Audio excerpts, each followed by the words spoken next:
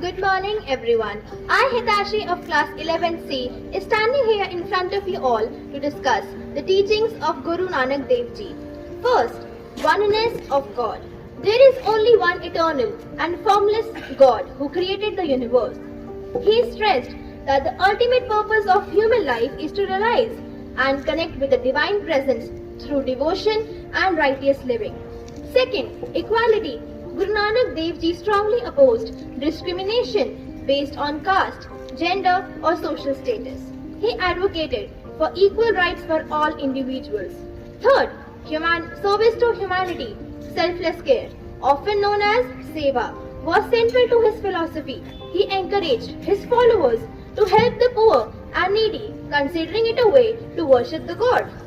Fourth, remembrance of God. Guru Nanak Dev Ji emphasized prayer, meditation and constant remembrance of God. He believed that spiritual growth comes from devotion and mindfulness.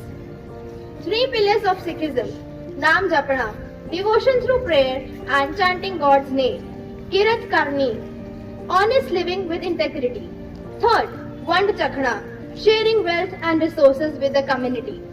His contributions: first, social harmony, emphasized that all humans are equal in God's creation, also known as Ek Onkar Satnam, and promoted forgiveness and kindness. Second, Langar system. He introduced Langar, also known as community kitchen, where people from all backgrounds eat together without discrimination. Third, Sangat and Pangat. These institutions encourage collective decision making and communal dining to break caste barriers.